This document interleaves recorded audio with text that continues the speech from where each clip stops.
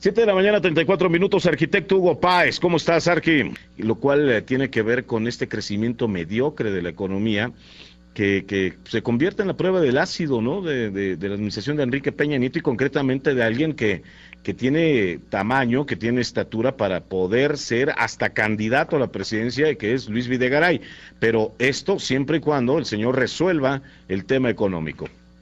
Pues Miguel Ángel, mira, con la certeza de que el dólar cerraría el año en menos de 13 pesos, él lo está poniendo Luis Videgaray específicamente a 12.90, para ser precisos. El secretario de Hacienda pues enfrentó críticas por el estancamiento económico, pero ese mismo día el dólar escalaba los 13.13 pesos, ¿no? No fue nada fácil esta semana. Como decías tú, para el presidenciable más visible del gobierno de Enrique Peña Nieto. Los primeros reclamos en el reporte trimestral de INEGI fueron por su ausencia. Envió al subsecretario Fernando Portela Rodríguez a enfrentar a los medios de comunicación por esta drástica baja en la expectativa de crecimiento económico. Pero bueno, en las siguientes 48 horas la autocrítica también, pues hay que decirlo, la autocrítica del secretario de Hacienda pues apareció y habló de un crecimiento económico mediocre. Al final de cuentas lo reconoció, estimó que en 1.8% el crecimiento cuando se consideró a principios del año en 3.5%, como un llamado de atención para impulsar y avalar las reformas necesarias y quitarle el freno a la economía. Pero bueno, Miguel Ángel, en este rubro México pues no está creciendo al ritmo que debe, ya que en los últimos 12 años la tasa promedio fue de 2.1%. Videgaray confía en que en el segundo semestre del año tomará nuevos bríos y se acelere para rebasar nuevas expectativas. En realidad, la maniobra de Hacienda al bajar lo esperado, tal vez más de la realidad, es para cerrar el año, es una especie de colchón, de estimar un poco más abajo, para cumplir con la nueva expectativa, pero bueno, la nueva expectativa está casi al 55-60% de lo esperado a principios del año.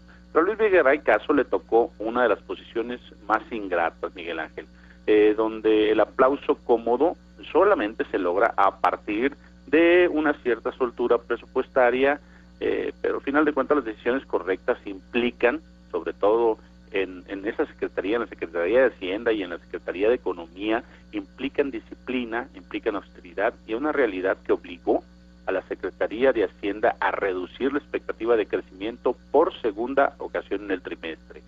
El apretón en los primeros 6 meses impactó en todos los sectores de la economía y en consecuencia pues levantó una ola de críticas. Inexplicable para algunos cuando las reservas en el Banco de México, las reservas heredadas por Felipe Calderón, rebasaron los 140,000 millones de dólares.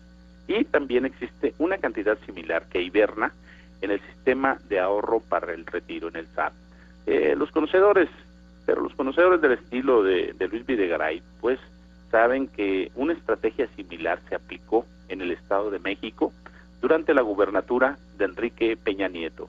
Reconoce además que si no se hacen las transformaciones, esto lo reconoce Luis Videgaray, que si no se hacen las transformaciones que requiere la economía mexicana, pues el crecimiento siempre estará expuesto a los vaivenes de las finanzas de la economía internacional. Pues estimó que tendremos un mejor desempeño conforme avance el año, por una recuperación de la economía de Estados Unidos, obviamente, y la aceleración prevista del gasto público.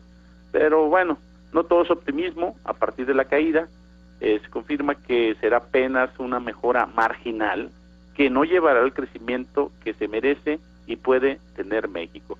Pero sin embargo, pues ya en esto estamos curtidos de discursos. Habrá que darle cuando menos el beneficio de la duda, sobre todo en el cambio de sexenio, en este cambio de sexenio en México y también de bandera política.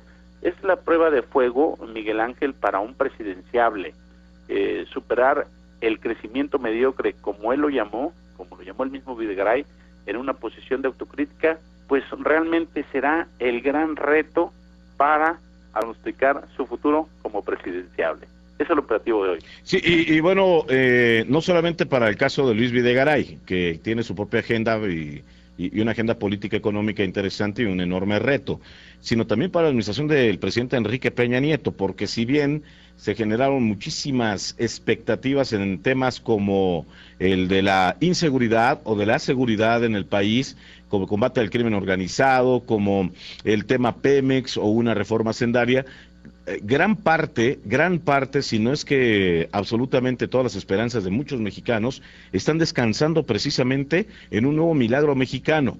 Eso es lo que están esperando y estamos esperando muchísimos que simple y llanamente no escuchamos sonar a las monedas en la bolsa, en los bolsillos, y esto, bueno, pues sencillo, puede generar un estado, un ambiente de decepción, pues en contra de una administración que, bueno, por lo menos esperamos que se comporte con habilidad y que no sea la repetición de experimentos como sucedió con los 12 años del PAN.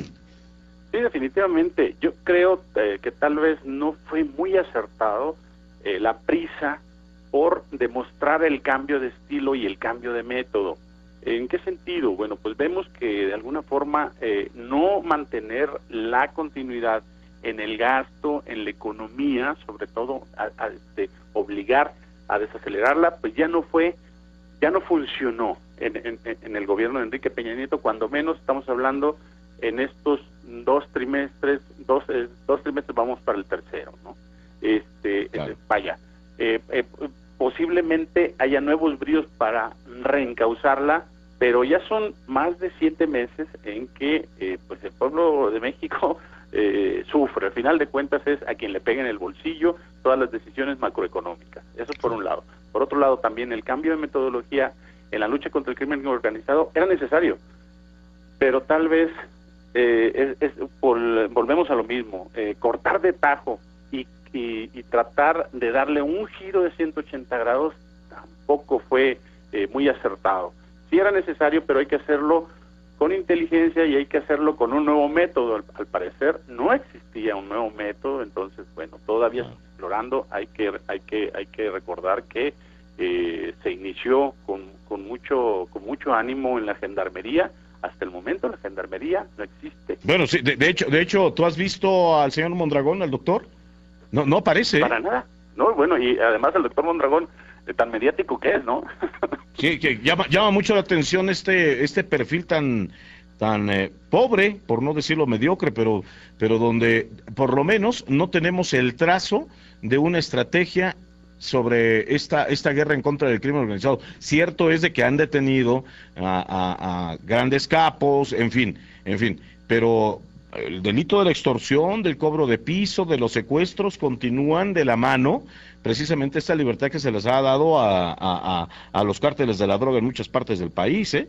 Sí, exactamente, y donde sí se notó el cambio, el cambio fue más que nada en la parte mediática, en la parte de presentar y en la parte de informar, pero no se ve una baja en, por ejemplo, en asesinatos dolosos, lo que tú dices, en extorsión, en secuestros, y bueno, lo que comentamos también, la gendarmería, que era el gran proyecto en el que iban a gravitar las otras partes de la lucha contra el crimen organizado, pues quedó como una policía más, que al final de cuentas ni se ha hecho, una policía más de la Policía Federal, como es la de Caminos. Esta va a ser con 5,000 elementos, pero era el gran proyecto del general colombiano Oscar Naranjo, como asesor del entonces candidato. Pero como que alguien lo frenó, ¿no?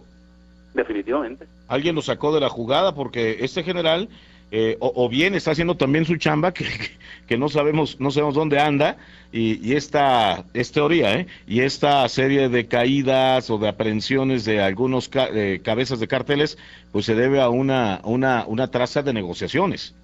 Bueno, en general quiere ser candidato en Colombia, pero bueno, ya se le aparecieron las ganas del presidente Santos de reelegirse, entonces pues, ya quedó en segundo término, no se animó para ser el candidato del uribismo, de Uribe, del expresidente, que ahora, bueno, según las encuestas está muy por arriba de Santos, de Juan Manuel Santos.